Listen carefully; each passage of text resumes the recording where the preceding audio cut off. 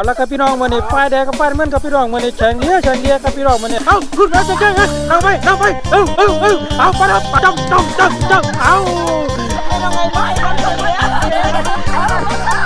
เรื่องแก่ลายแก่เมื่อยคนไทยละปัดโจ้คนนั้น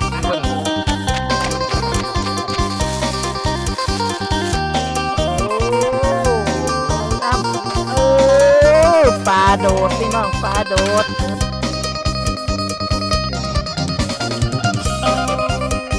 เด้อพี่สมองสมบัตินะครับไปกินก่อนกันแซมกันตอนกินกดสวยครับมึงจ้าสวัสดีจ้าป้าพี่ป้าน้องมาแย่งเบิ่งอันรถไถขึ้นมาฟังนี่อีกแล้วจ้านี่ห้องนี่ไปรุ่นสิเอารถไถสูบนี่จ้าใส่ท่อพญานาคสูบลงไปกลางทงอีกคือเก่าน่ะจ้าน้ำลงไปถอนกันเราก็สิได้หาปูหาปลากินเป็นห้องไปจ้าพามาเบิ่งไปรุ่นเล่ากันเหตุเวียกเหตุงานอยู่เถียงหน้านี่ล่ะทงไห้ทงหน้าสังกะสีเก่าจ้ะเสียวมาแอมกองเฟี้ยงพนะจ้ะฝนผาปูนเอาลักขึ้นได้ผู้เดียวเสยติดนักสวัสดีครับพี่รุ่นครับอีสานบ้านน้อยผลงานอย่างกันเมื่อวันนั้นวันนี้ดอกบางผู้พูดว่าสมมติไม่เอาหน่อยใส่กงไว้นอนนี่เนาะผลงานต่อครับนี่หรือว่าใส่ตัวใหญ่ตัวนี้แล้วครับตอกที่เบาต้นคนส่งมาให้หรือว่าของอันอีสาน100%เย็นง่ายๆไปรุ่นไปอันสันเนาะขึ้นมันว่าท่านไตนั่นบอกอาวุธเจ้าเนี่ยนี่แหละแม่นไหมนี่แหละอาวุธหนักครับนี่เดี๋ยวบ่หนักก็ได้ว่าเอาเบาเนี่ยอยู่เขียงมือหาอยู่หากินไปสัน3 ไม้เถอะเรามีตัวเรียนใส่เดือนง่ายๆเนาะโอ้ยผู้บ่โพดซ้ำแมวเรียนใส่ห้วยว่าสันยุ่งสี่เนาะนี่สันยุ่งสานี่เดือนง่ายๆกับสันฟังอยู่ดังพวกเลี้ยวไปบัดนี้คงลงเรียนใส่คนละเม็ดหยุดจึกปืนเงี้ยๆสลิดยื้อเอาผู้บ่โพดเด็ดเชี่ยวออกก่อนจึงยิงได้มันเรียนมันจ่อมันยิงมันปืนเงี้ยวนี่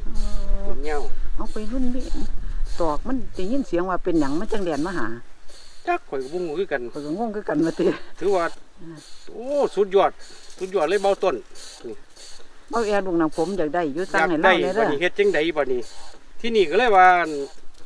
สั่งให้ผมนี่เด้อลุงว่าซั่นเบาแอร์ลุงนางผมอยากได้ไปสั่นผู้เหล่าอยู่แถวเชียงคาน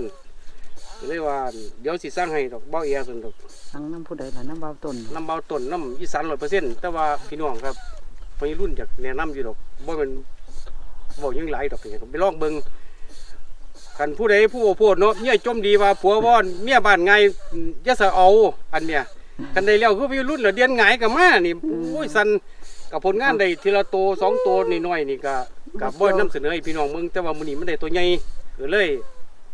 ที่ว่าคำลงมาบ่อยากเขาเมียหันในบ้านพี่น้องอยากกันไปหาสันตอกหนูมีตัวเฒ่าโทรมาเลยเจ้าเห็นยังอยู่ก็เห็นยังอยู่นี่ดอกสิเที่ยวพุ่นแล้วไปหาหลอดหนู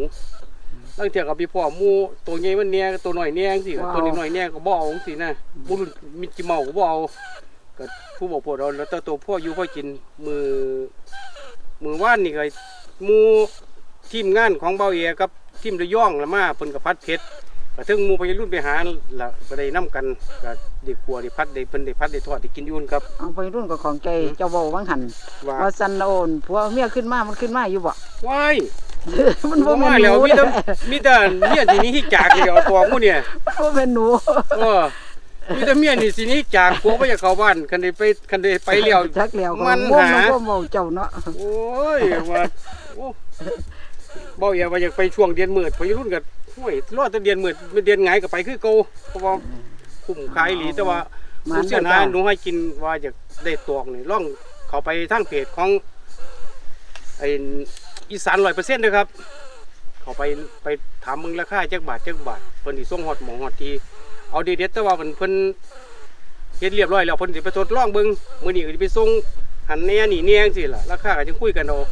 แต่ว่าหลักๆผู้มีสัญลักษณ์พร้อมเด้บ่แม่นยันกันผีเด้อนี่ไล่กระจากกระดาว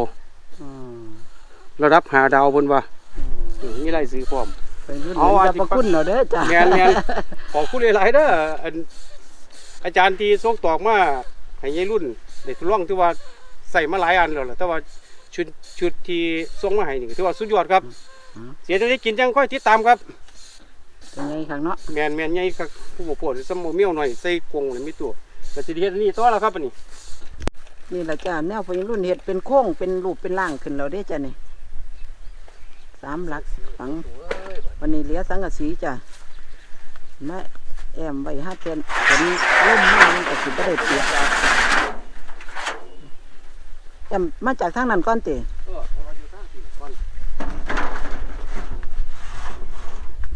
พอดีว่าละตีใหม่ไว้ พอดีอยู่สามารถยังบ่เปียกมาจับไปต่อไป เดี๋ยวไม่ตู่จับให้พยรุ่นจะข้าวกันเด้อจ้ะนี่ล่ะจ้ะแล้ว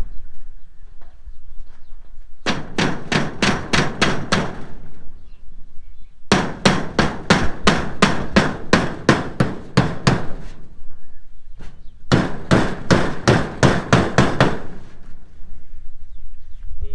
เหลี่ยวตะพันกลางนี่ก็สิตีกินทั้งล่างทั้งบนเป็นแล้ว วันนาทีข่อยเราเด้วันนาทีข่อยเราเด้ ก็พอเป็นหยังเดี๋ยวก็สิตีเองดอกวันนี้ยังไปหาได้อยู่ได้กิน นี่จ้ะ บ่ได้ก็สิกลัวหนูละเบิ่งก่อน นี่จ้าแม่น้องไอจ้าจ้าแม่น้องกันสินจ้า สวัสดีครับพี่น้อง สวัสดีครับ สวัสดีอีกรอบหนึงครับพี่น้องวันนี้ทีมงานว่าอยากลองแข่งเรือลองเบิ่งพายเรือลองเบิ่ง เห็นยาตัวเดือดมากเพราะว่าท่านได้เคยพายยักษ์เกียร์ เนี่ยลงห้องนี่ จัไหนล่ะเฮ็ดน่ะเห็นยาตัวพายตะมวนจังซั่นเด้ วันนี้ ใช่ของเขาพี่น้องเลย ดีแหละได้ปล่อยมา แข่งเรือแข่งเรืออันนี้ เด็กน้อยมากอะสิดีเด้ ม่วน อ่ะก็มาสิบ่ได้ขี้เลย วันนี้สิจัดเป็นครูบ้าวปุ๋ยก็เป็นน้องวันศิลป์อีกครูหนึงแล้วก็พญรุ่นก็มีตู้แล้วแม่น้องไผโอ้แม่น้องไอ้กับจุลีพรนี่จุลีพรสิเป็นฝีพายแทนแม่น้องไผมี3ครูรางวัลที่1ก็100 บาทครับรางวัลที่2นี่คือมีน้ำโคกรางวัลที่3ชุบช่วยนี่คือน้ำแดงๆนี่แหละครับนี่ ก็อยากได้กินน้ำแดงเด้ เอาก็อยู่กับจุลีพรนั่นล่ะ เสียนใช่พี่น้องเดี๋ยวเอาเสียนใช่ไปปักกันแน่ ไปปากท่วงไปก็ทำเวลาอยู่ประมาณบ่ได้โดนเนาะ ให้ซ่อมแล้ววะนี่ ก้อนเปียง สอบได้อยู่บ่เกิน บ่ แม่นผู้ใดฮอดก่อนก็ประมาณอยู่ตั้งกดจะใส่อยู่ประมาณหานาทีเนาะหานาทีผู้ใดฮอดผู้ใดทำลายสถิติเวลาก่อนผู้นั้นเป็นผู้ชนะครับ มีบัวนั่งตามมาบ่ จุลีพรมีอยู่เตี้ยเดี๋ยวพอมีโทรศัพท์อยู่ดอก นาฬิกาแบบไม่ โอ้นาฬิกาไม่เพิ่นมีอยู่บ่ได้อะ หน้าบอกเอาไปน้ำบ่เอามากันน้ำบ่ได้อันห้องงาน เอาจุลีพรก็บ่ปุ๋ยรอบมึงน่ะโอ้ยคนเดียวก็ได้เอาเพิ่นเทศเบิ่ง ไปเพิ่นสิน้ำหนักว่าปุ้ยได้บ่ล่ะ ได้เอ้ย เอาแล้วสิไปปักทง ปักทุ่ง ปักทง โอ้ ไปไปเลย ไปรอเบิ่ง จักมันยัง เพิ่นสิไปปักท่ง นั่นล่ะ ไปแล้วเอาโอ้ลำโพงกระจายหักแล้วงานนี้เอาโอ้ยนี่เอาลอกเมืองมาเดี๋ยวก็ได้ไปได้ซะแล้วเอาบ่ปุ๋ยปักท่วงกันเด้อครับ เอาพี่น้องไอ้ปุ้ยสิได้เสียค่าปรับอยู่ไอ้ปุ้ยเฮ็ดอันไม่พ่ายหักเทศแล้ว ไปอยู่เนี่ยล่ะนี่ เอาไปอยู่เอาไปพี่น้อง เอาละครับพี่น้องมื้อนี้ไฟแดงกับไฟน้ำเงินครับพี่น้องมื้อนี้แข่งเรือครับพี่น้องมื้อนี้เอาจัดไปครับพี่น้องเห็นมั้ยตู่พายไปตะพายดีปะนะเอาหานาทีนะพี่น้องหานาทีหอดทุ่งแดงครับโอ้พี่น้องเอ้ย เดี๋ยวฟังเสียงสัญญาณก่อน เดี๋ยวจะพึ่งไปเด้อ ไปเด้อไป อ่ะพูดมันคือสิฝ่าวก้อนหมูเด้อ แดงๆสิ แม่นปักท่วงแดงนั่นล่ะ เอาหานาทีเห็นบ่ แม่นหานาที ทำนี่เด้อ เอาไป 1 2 3 เอาละครับไปแดงไปหมดเอาจับเอาไปนั่งไปเอาขึ้นมาจังไหมนั่งไปเอาไปแล้วแดงมือนึงน้ำเงินหัวเราะแดงไปแล้วโอ้โหแดงไปแล้วเอาเปียกไปเลยทั้งคนเอาจับไปจำเอาโอ้โหจากกันที เราพี่รุ่นจำเอาไว้จำเอาพุ่นแม่เต็มใจมาไปทางนี้เขาบอกให้กลับขึ้นเอาน้องไปสามครับแดงครับน้ำเงินพายแดงพายน้ำเงินยังน้ำเงินวิทย์แดงไปพี่น้องไปไปแล้วครับพี่น้องโลกสามพอดีละเอาเขาป้าบางทัวแชมป์เอาแล้วเขาป้าบางทัวเอาแล้วนั่งไปตามไปโอ้โหออกมาแล้วมูยปัดปินพี่น้องมูติวแล้วเอาโอ้โหไปหมดเวลาเราไปรุ่นกว่าโอ้โหพี่น้องไปหัวใส่พอดีแล้วแป้งมันขาดหัวเอาใส่เวลาอีกนาทีนึงพี่น้องเอาจับกันไปยิงจับแม่โอ้โหจำโอ้โหลูกสาวนี่มาเอากาแฟน้ำไปน้ำโอ้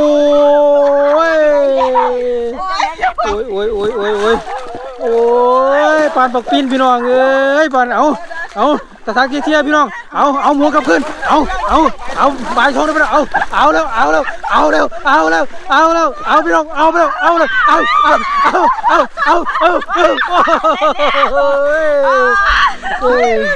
ได้แล้ว โอ้เกินโอ้โห ปูอยู่หลังเปียกเลย เปียกตัวฐานหนักใส่กันเฮ่ๆอยู่เว้ยแม่ยังละบาดนี้เป็นฟัก ไปกลับขึ้นบานี่โอ้ยไปหลากในบ้านห่วยลากจังเดเอากลับไปทั้งนั้น เอาเดี๋ยวเบิ่งกันเอาหมุนติ้วอยู่เว้ยเอาเปียกว่าเราใครอ่ะโอ้เปียกว่าเราพี่น้องเลยเอาขึ้นไปเนี่ยตะกี้เขาบอกกันเอาแล้วหอดใส่ผู้บันเนี่ยเพราะว่าเอาไปปุ่นเขาป้าม่วงเขาบอกม่วงเข้มแล้วเอาปุ่นไม่มีตู้นางหัวเราจนเฉียวแหงว่าเราปุ่นเอา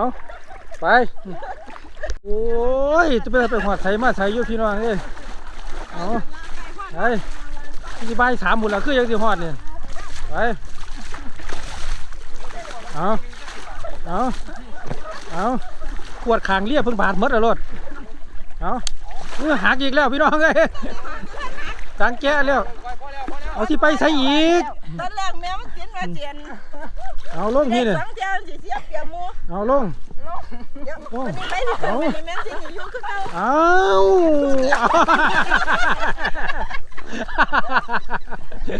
เห็นไหมคักว่าเจ้าเอาอย่าตะเหม็นเลยตามเชี่ยงเนา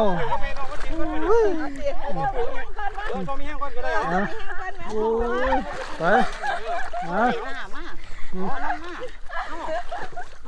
เอาอย่าให้ปูจับเวลาได้แล้วเอาเปรียบเขาได้เอาละครับคู่ที่สองครับพี่น้องมีตู่กับพี่รุ่นครับขึ้นไปครับพี่น้องมาเลยเอาขึ้นไปโอ้ยเป็นหอดวิชาได้วันธรรมดาเพิ่นร้องก้อนมูได้วันน่ะอาบน้ำวันว่าจัดไปครับพี่น้องมาเนี่ยเจ้าไพ่ทางนี้แล้วก็พี่ทางนี้เดี๋ยวใจเย็นเอาข่อยไพ่ทางนี้เด้ข่อยไพ่ทางนี้นะเดี๋ยวนาฬิกาท่านไปอยู่เดี๋ยวฐานนาฬิกาอยู่ข่อยถนัดทางนี้แม่ใจเย็นไปฐานะก็ได้ไปแท้แล้วมั้งปวดล็อกท่านได้อยู่เดี๋ยวปวดล็อกกันเราจ้องหลับไปใจเย็นเอาเปรียบก็ได้โอ้หอนวิชาเว้ยไปเอานาฬิกายังไม่ก็ได้ไปหอนวิชาเรามีตูนขนาดนี้พี่น้องเลยมีตู้หอนวิชาปุ่นแล้วจ่องอยู่ที่ท่งแดงครับมาโจจ้องครับเอาห่างทำตีครับพี่น้อง5 นาที5 วินาทีเป็นว่าบางหันนี่5 นาที10 วินาทีโอ้10 วินาทีอันบอกว่าเมียนเนาะวางได้คือได้เห็ดอันนึงก็ลาพะเงี้ยงแล้วพี่น้องเลยมูวิชานี่ใจหวนจากล่องเรียบนะก็เลยต้องล่องเบิ้งลองเบิ้งพี่น้องเดี๋ยวห้ามมีห้ามว่ำเดี๋ยวบุ้ยหวนวิชาไปไม่ใช่ตัวเนี่ยเป็นธรรมดาตัวเนี่ยเอาครับพี่น้องมือเนี่ยจบคู่กับเฉียวเอาไป1 2ไปแล้วครับพี่น้องไปแล้วจำแล้วเอาจำไว้จำเอาจำกันไปไปแล้วไม่ตัวที่ประธานใดก็ไปบ่ดิเอากลับขึ้นนี่บ่เอาอย่าตั้งใจที่ถนัดเอา เอารถเอาที่เธอสบายใจเพื่อนว่าน้ำเข้าไปเอาเจ้าเข้าไปครับเขียวพายกดเอาน้ำเข้าไปน้ำเอาไฟยิงกับไฟชายพี่น้องกันยังไงไปเอาไปเราโชคเจริญไปแล้วเอาไปเลยเอาไปแล้วบีเช่ไปแล้วพีมาด้วยเอาน้ำเข้าไปเอาห้ามเทียกันเอาที่กลับขึ้นนี่มีตู้เอาแล้วครับพี่น้องมาเดี๋ยวเอาไปตัวเอาแล้วครับจังนาทีแล้วเอาน้ำเข้าไปพูดแล้วสิเขาคอใกล้เรามีตู้เอาน้ำเอาเลยเอาบริเวณบอกกันเอาแล้วครับพี่น้องมาเดี๋ยวเอาแล้วเอามีตู้จำเจ้าจะไปเสียฟังเราถึงเข้าไปเจ้าเข้าไปโอ้โหไปแล้วพี่น้องจับเลยโอ้โหไปแล้ว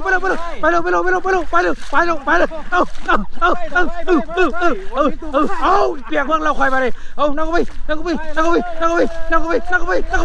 โอ้โหไปแล้วเดี๋ยวไปรอดเอาไปนั่งโอ้เดี๋ยวโอ้โหตัวไหนมาตัว ไปกินนมโค้งได้ไหม เอาว่ากันข้อแหงหมดเลยนี่พี่น้องเอ้ยเอา ไปอยากกินนมโค้งนะเดี๋ยวมูแข้งเลี้ยแข้งที่ตายมูกินน้ำข้อแหบกินเหมือนที่จากหรอกพะนะเอา โอ้คนกินแล้ววันที่2เลยนะ เอา ไปยังไงนะ เอาลองดู ขอกินก่อนก็ได้ เอาละครับไปได้กิน1 ที่ 2ครับพี่น้องโอ้ยข้อแหบหมดเลยรวดน้ามีตู้ที่เขาข้อใกล้เอาจัดไปครับพี่น้อง2 นาทีพะนะว่างานนี้จัดไปครับพี่น้อง หาผู้ใดล่ะบัดนี้ เอาไปพี่น้องไป นั่งยืดซื้อไปเนี่ย ได้ให้นักการ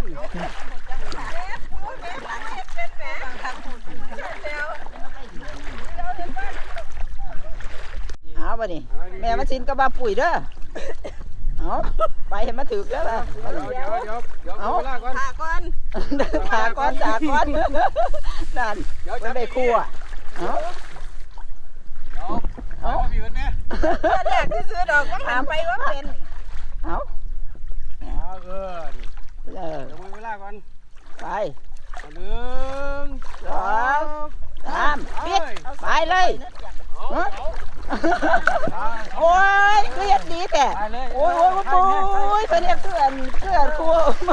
พี่น้องเอ้ยมันก็ไปดีแต่มาว่าแม่น้องไอ้ดูไปยังเสียวเอาป้าโถยางรถเอาวะแม่น้องไอ้ร้อยมันตัวเนี้ยเอา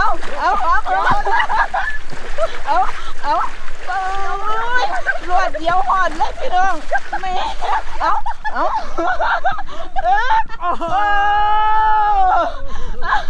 กินน้ำเนเดอร์น้ำโคกกินน้ำเนเดอร์น้ำโคกอันนั้นข้อกันเกียรติประเด็นที่2ได้กินน้ำแดงแต่แท้แม่น้องไอ้โอ้พี่น้อง แต่มันกินไผ่บ่เป็นที่แรก พี่น้องไปโอ้ยผู้ประเทศเป็นเนาะไปเกิดมาก็บ่เคยฉันไผ่ยักเกียนเนาะเรือนี่แหม ไปแจ้งตัวโตแล้วบัดนี้ ไม่แอม อิ่มน้ำแม่น้องไอ้ก็แหงไปพี่น้อง ไปบัดนี้ใส่ละรางวัลเฮาอยู่ใส่ละอยู่ เอาน้ำไผ่ละบัด ใส่นั่นเด้รางวัลเอาเนี่ยเด้หอยต้นต้นยืนนี่เด้ นี่อร่อยบัดนี้ เงินร้อยเว้ยมีตัวบ่มีเด้ ไผ่เสน่ห์เงิน คุณเราอยู่เถียงหน้าพุ่นเลยสิมีนี่รางวัลที่2 ไผ่บ่เป็นก็กินน้ำนี่แหละพี่น้อง เดี๋ยวเราเรียนออกมากินก็ บ่ได้เพิ่นดอกได้กินน้ำแดง นี่เมตูถือน้ำโคก รางวัลที่2ก็แม่น แม่นรางวัลที่1ร้อยหนึ่งไปหากินข้าวกินน้ำบัดนี้เฮาลาเมื่อยแม่นราง ไป วัลแม่น เจ้า ไว้ ต้องปันรางวัลออกไปตกน้ำยังได้รางวัลน้ำมูอยู่ แผง2เนี่ย ไปหากินข้าวเฮ็ดแนวอยู่นี่มีอยู่เด้ปลาอันแม่นไผเอาไว้ถ่ายอยู่กับหนูพญรุ่นพี่ได้นั่นล่ะ โอ้ข้อแหงพี่น้องที่เรียกวันหาที่น้ำโมบะตีเวลาละที่เดี๋ยวบอกเที่ยวมาเนาะ แนวใส่สวยแนวแก่ลายแก่เมื่อย ปลาคือตัวใหญ่แต่มาแต่ใส่นี่ ปลาของแม่นไผอันพอน้ำไผละปลาโจกว่าซั่นซื้อเพิ่นปลาน้ำโขง ปลาโจกดิ ปลาเป้าแอ เพราะว่าปลาตะเพียนใหญ่ นี่ก็เป็นหนูโตพญรุ่นนี่เบิ่งแล้วคั่วไว้แล้วเรียบร้อยเฮ็ดไว้เรียบร้อยแล้ว มัน กินบ่หมดดอก แม่นมันปานหมู มันหลายโพดพี่รุ่นเฮ็ดตาปลาก็เตียง ตึ้งหนึ่งปลาว่าติ ใหญ่กว่านั่นนี่เนาะ โอ้ขนาดเจียวหนูไว้ก่อนพี่น้องวันนั้นย่ำนั่นจังขัวหนึ่งตะปลาก็ดีคือว่าแล้วเนาะ ปลา นี่กินบ่หมดดอก หาเก็บผักมาใส่มีตู้ ปลาเกลือน้ำข้นบ่ได้กินมาไงเด้ปลาโจก ปลาโจกถ้าเป็นปลาคันที่จังกว่านี้เนาะ ปลาโจก ปลาโจก ปลาโจก ไปพี่น้องเก็บผักน้ำกันครับพี่น้อง ปลาขันเนาะ โอ้ยมวนหายก็บุญ80,000พี่น้องเลย แม่น้องไอ้เปียกน้ำบ่ทันอาบน้ำอยู่ แม่น ให้พี่น้องคลายเครียดไป เดี๋ยว ซั่น ก็ ล่ะ สิ จ้า เป็นเดี๋ยวก็สิเป็น เป็นยังไงตัว อันแบบว่าไพ่ที่แรกว่าเป็นที่สองของท่านเป็นที่สามที่สี่ไปก็สิค่อยเป็นไป เตี้ย เดี๋ยวบ่หัวก้อนสิเนาะ แม่น้องไอ้ก็ครั้งแรกเนาะบ่เคยพายักเที่ย เอาพักเด้อ เกิดมาก็บ่เคยมีเลี้ยมันพักแค่จ้าบัดนี้ เป็นหนึ่งไส้ปลาครับพี่น้อง โอ้ยอันพายเลี้ยมีตู่นางหัวขวนหมูอยู่จนว่าอัน เหี่ยว เจ้า แตก แห้ง เตี้ยงานบ่คือยิ่งข่าวว่าเหี่ยวแตกอืมนะจัด แรก ไป แล้วนะก็เจ้าเหม็นเพี้ยงเจ้าว่าเหม็นหยังเดี๋ยวว่าสิ อันตะเกาเลียคือบ่หัวดอกเอาขาย่อลงไปแล้วเปียกตื้อๆอยู่พี่น้องเอ้ยแต่ว่าน้ำอันเลี้ยหัวคือมันยังน้ำยังบ่พี่น้อง อันกันแม่นอันแม่นของไผอยู่แม่นของไผสิชนะเด้เนาะ แม่นบ่สิบ่ได้หามปลาเราไปหาหมอสิกันน่ะ แม่นของไผเราเคยลงเลี้ยแหม นั่นล่ะสิหลายกว่าหมู่เพิ่นน้ำอีกค่อยว่า เอ้าพอแล้วเด้อป้าปุ้ยเฮามันได้หน่อยพุ่นเดี๋ยวไปเจ็บอยู่หน้าหน่อยก็จะเข้ากันเด้อป้าปุ้ย ไป มาตื่มกันให้แม่น้องไอ้ตำเคียงไว้ ไปเก็บผักกันหลายจะพัดหัดไปผ้าซ้อมเลี้ยก่อนอีเด้อล่ะ เลี้ยอีกแล้วหาเลี้ยอีกอยู่พุ่น เฮ้ยปลาโจกพี่น้องก็เคยเห็นนะครับ เกิดมา ปลาหยังก่อน ปลาโจก ปลาจุก แม่นมันปลาคันก็สิจังกว่านี้แหล้ว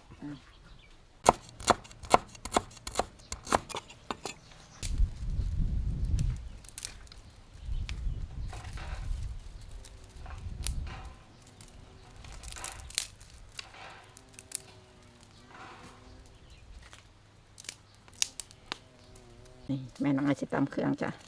ทำตะไคร้กับพริกแห้งก่อนเดี๋ยวมาโหดไปที่หลังกับกระเทียมจ้ะ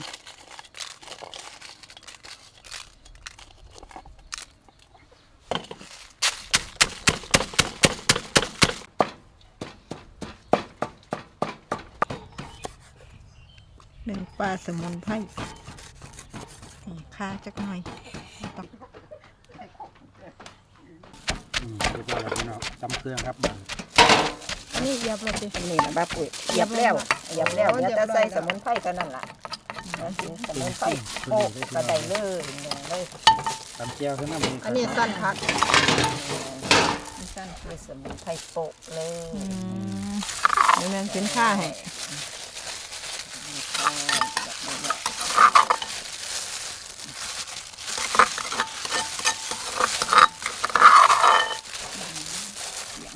บ้องผ่านห้อง พี่น้องลงมาแล้วครับหนึ่งปลาสูตรสมุนไพรครับพี่น้องพริกไหมพี่น้องจัดจานขนาดเลย ปิดไว้ก่อน นะปิดเบิบพี่น้องพาขับลงกระดาษเด้อพี่น้องพาที่ขันเทิงครับ โป่งๆนี่บ่อื่นไกลเด้อครับนี่ นี่ปลาแดกตอนจักตอนนี่บ่ ว่ามันสิบ่พ่อมีอยู่บ่เฮ็ดเจ้าพริกแห้ง พริกป่นกับ พริกป่น หัว เจ้าบก ไม่ กอกหอมหุยตำ ปลา เอง แดกตอนจักตอน แม่นจำ ว่างไว้ข้าง จำเปอะนะผู้มาเก็บเนี่ยก็จำเปอะว่าจิ ตึงเลยเด้อจ้ะนี่ผงลงไป รสเยอะขาดเห็นว่า ขาดบ่ได้ แซ่บของแซ่บของนัว ปลาพอไป เดี๋ยวคุณหนึ่งปลาอยู่กับพอปริมาณนี่ละมันจางเราใส่ได้แต่ว่ามันเก็บหมดอีเติมน้ เมียนบกกอกลืมยังไง ำที่เด็ด ของแกะตัวนี้ ของแท้กัดจิเลียนของแท้ต้องมีตัวพร้อมอยู่ว่าได้ติ มีหลีเด้พี่น้อง เจ้นั่น ธร นะ รมดาเด้ มันยังเป็นคือของแท้ ขอปลาแดกปลาเข็ง เอาเลย คอก็มีแต่เหนียวครบสูตร ตั้ง ครบ พอตั้งเคียงนั่นละแซ่บเพื่อเก่านั่นละกับหนึ่งปลานี่เอาเลยบึ๊บต้นหอมลงไปปลาแดกลงไปตัวเล็กใส่กันก็ปน แซ่บเท่าตะบ แต่เดี๋ยวมีน้ำห่อน้ำหนึ่งปลามาใส่จังหน่อย นี่ละปูก็ปลาแดกคือปลาแดกบองไปหั่นน่ะ ซึ่งเป็นปลาแดกบองที่ติดเอ้าก็มันก็เสียหมดละ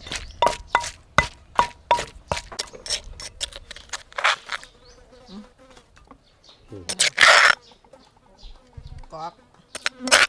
ครับเลย เอาเพิ่นทำเขามาด้วย ตีมึงว่าติ โอ้สั่นแรกเด้อพี่น้องนี่ สั้นพัก โอ้สั่นผักสั่นสองอันนี้ สั่น นี้ ปลา สั่น เขา แร เป็ ก นได เดี๋ยวโอ้โ โอ้ย พี่น้องหอม แดงจ้าอยู่ไว้ ห่วยอยู่ ไป หอมกับ โอ้ หอมเนี่ย เกี่ยวก็แล้วอันนี้ก็ชุบ ปิดไปก่อนมันไม่สิปรุงอืมอืมเนาะ เป็นไดไปตินักบ่ปลาตัวละโลกกว่า จังไดอันนี้เอาผักออกก่อนซะเนาะ พักออกก่อน ผักอะ พัก2 ถา ขั้ว ดหนึ่งจ้ะผักกระถาดหนึ่ง ปลากระถาดหนึงคือกันตัวใหญ่ๆเอาเด้อเบาแอทีมงานเบาแอลูกน้ำโขงแม่น้องไผ พูดนะพี่น้องหอมบ่เนาะพี่น้องเอ้ยหอมหอมปุ่นเอามาใส่กัน ครับพี่ ซอยเมน อ๋อซอยกันซอยกัน ซอยกันดูง่าย ซอย เล กัน ยนะ บัดยามไผเลี้ยกับไผซอยกันนี่นี่นะ ซอยกันเจ้าเฮานั่นตัวทั้ง เปียกกับเปียกน้ำกันแล้วแม่ว่าติ สามัคคีได้เฮาซ้ำปลาโดดพี่น้องปลาโดดโดดเลยมาพี่เด้ เป็ อน ตาแซ่บครับพี่น้องเอ้ยลงเนี่ยหอมห่วยอยู่ตรงเนี่ยเอ้ย ครับเต็มถาดพื้นลือเลยเนาะ ไปเอา ไปมานี่ไป เอาพุละถาดเด้อพี่น้องกินหนึ่งปลาน้ำกันจ้ะ กาแฟกับมาน้ำมูติ หนึ่งปลาน้ำโขงนี่พี่มันเป็นตา ที แซ่ นี้ บบ รร ครับ ยากาศตรงไฮตรงหน้าเฮานี่แหละครับบรรยากาศลมเย็น ช่วงนี้กับอากาศเปลี่ยนแปลงครับ รักษาสุขภาพดูแลลูกๆและหลานน้ำเด้อครับผู้ตายายผู้ดูแลหลานเนี่ยคำขึ้นก็อย่าลืมห่มผ้าให้ลูกให้โตให้ลูกให้หลานครับ เสียนอนคือบ่ปุ๋ย ไหววางสั้นที่บ้าปุ้ย ไปยิ่งแกเสียนอนบอดปวม ปุ้ยคือวางสั้น ฮะ สั่งเนาะ โอ้บ่อยากให้แกเสียนอน มึงจะของสิปล่อย ขากอยู่เนาะเอาเดี๋ยวคำเบาปุ๋ยไว้ก่อนเถอะ เนี่ยมันหนึ่งหนาว อืม พยายามใส่เสียเตึ้งผู้ชายเตึ้งผู้หญิงละพี่น้อง อืม ปอด บ่เลื ที่ อก บ่ สิ บวม ไปอาบน้ำมาไหมตัวนี้ ไม่ผู้เรือก็ว่า ป้าทั่วคนอื่นไปรอข้างทีนี่ ว้ายรอถ้ามีลูกปั่นซ้ำใดจะว่า ลองเบิ่งสิกับเขาตัวสวยครับนี่ มีผักมีเกี๊ยวมีหนึ่งปลาตัวนี้ ตุยแช่นะ เกี๊ยว ปลาน้ำโขง หมอนน้ำเบาจางเข้ม แซ่บ แซ่บ เอามาเด้อเอฟซีสมองสมบัติแล้วครับไม่กินของกันแซ่บๆกันตอนกินข้าวสวยครับมื้อนี้ มึงกันนะ ผู้ยอดเลย มันก็มาปุ๋ยไว้เลย ผู้ใดตำแก้วอ่ะ แซ่บ คนข้างซอกเบ้าปุ๋ยนั่นละ แล้วพ่อว่าจะ มาเด้อจ้ะหนึ่งปลาแม่น้ำโขงปลาโจกจ้ะโอ้ยของก็ได้กินนี่แหละไม่ได้ตู่ปลาโจก เกิดบ้าเขาก็ นี่ เกิ เด้ ด อทั้ง เอาเลยส่วนปล่อยเล่าเนี่ย เอาเนี่ย รับตัวกับไทยนี่หมายไทยไฟ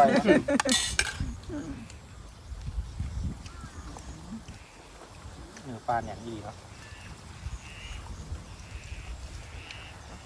มันแซ่บปลาน้ำโขง หัวจะเก็บท้อง ปลาน้ำโขง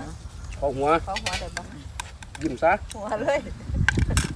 เอาไหมเอา หัวกับหัวหลุด เดี๋ยวเบ้าปุ๋ย จักเอา ไปเดี๋ยวให้ เขาหัว เอาตรงหัวเขาร้อนสิเจ้าบอกขอ ทำว่าขอหัวปลาลดเกิน สิจัดให้มึงเลยจริง แซ่บได้ปลานี่เนาะ คิดมาตรงเอาถือว่านั่นเรียกถึงหมอครับหมอกวิตากาพี่น้องเนี่ย ไม่อยากเลยล่ะหา ขังกินน้ำว่าถ้าเป็นเอาใครเรียกกับบาดหัวกันก็ ใช่อันนั้นผู้หนึ่งข้าหัวผู้หนึ่งกัน หัวจะเก็บท้อง เอาอันนั้นใช่เอาน้ำมันเอาปากกัน จะเรียก นางลงหมู ถึงเงินบ่เรียกบ่มัวมีน้ำ ไอเฉียดกันสันนะพี่น้องเอ้ย เดี๋ยวถือสมซื้อสาสุดเดียว แมนว่าประกัน โอ้กันเห็นเมตูนั่งเฮ้ยคือบ่ไผ่จังซั่นบ่ไผ่สี่เพิ่นว่า วันนี้รุ่นได้จัดให้กับทีมงานครับใครเขียด มันจะซีเดียดเล็กเดียงหัวจุดน้อยเนี่ย มันเป็นยุ่งเตี้ย ตอนที่แรกแม่น้องไอ้กับแมวสินลงอยู่ ในเรียกคอยอยู่ฟังนี่โอ้ย เป็นยังไง ผาเปียก เปียก น้ำตึก เนี่ย อุ้ยเดี๋ยวเสียคือกันเลยนะ เพิ่งเรียกของความปั๊ม กันเปียกปีเนี่ยทั้งโน่นกับเปียกคือกันเลย ถามพี่น้องอยู่ว่าดวนโตลองเบิ่งบ่จักรอบบ่นู่นว่า เอาไว้ยาว เขาเอาดอกกระยำก็บ่ไปเต็มเลยเดี๋ยวที่หมุนอยู่เหมือนเก่า อายุปุ่นหนึ่งเป็นน้ำเบาแอร์เป็นพันบ้างใส่มันตื้มกันอีก เราถ้าได้จ้างก็เอาว่ะแต่ว่าชนะก็เอานะพี่น้องเอาไปแปลว่าไม่ชนะ มีนอนเห็นแล้วก็สิกั้นกำอีกคือเก่าล่ะ มันเนี่ย ตะมูแช่งเองก็ว่ามันกัด ว่ามันขาดอยู่เนี่ยเป่าของที่มันหมุนเนาะอยู่ที่รู้ ฝ่ายหน้าก็จะเรียก